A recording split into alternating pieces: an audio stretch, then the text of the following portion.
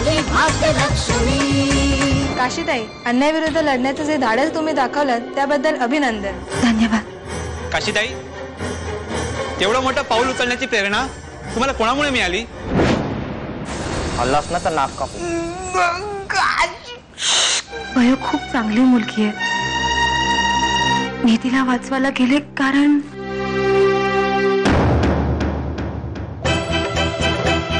माझ्या सासूबाईंनी मला तसं करायला सांगितलं। खरं तर त्यांनी दिलेल्या धीरामुळेच मी संपतराव जाधवांना भेटायला गेले। मला अशा सासूबाई मिळाल्या हे माझं भाग्यच आहे। त्या धनाजीरावांनी सूड उगवण्यासाठी हे सगळं केलंय, पण बाप्पाजी मला तुम्हाला असं बघवत नाहीये।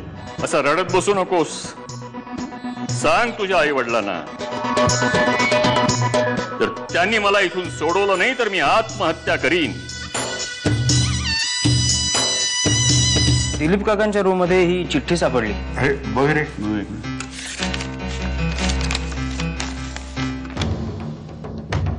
दिलीपची चिठ्ठी आहे। काल गीता जे काही बडबडली ते सत्य आहे। होय, मीच सुदामा आहे। सुदामा मोहिते, धनाजीराव मोहित्यांचा मोठा भाऊ।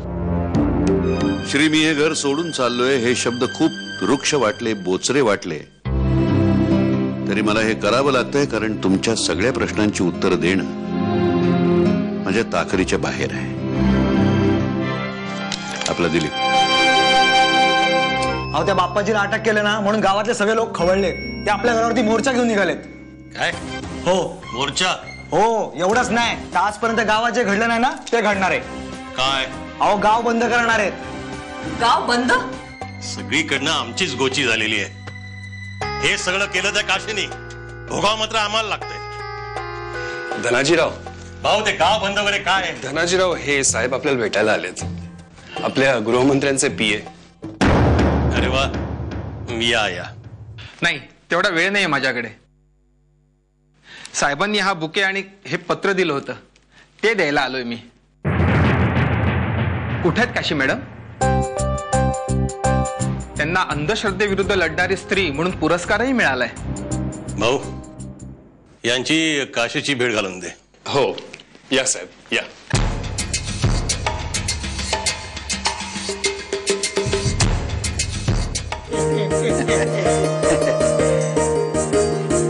दात घ्यायचंय काय मग? नाही म्हणजे तब्येत बरी नाही वाटत। नाही, वैद्यबुवा येऊन गेले ना म्हणून म्हणलं। तसं थोडस बरं वाटत नव्हतं ना मला, म्हणून असं नाही। पण आता औषध दिलंय ना वैद्यबुवानी। आता 70 पातूर बघा ना ग।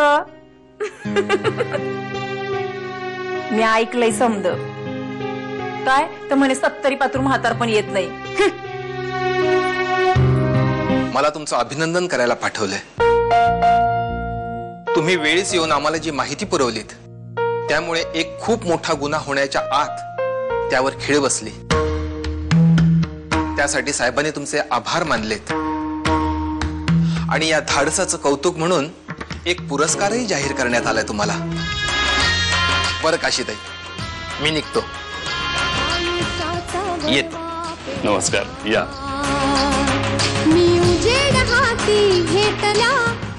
भाऊ काका, हे सगळं एवढं असं होईल मला खरंच वाटलं नव्हतं।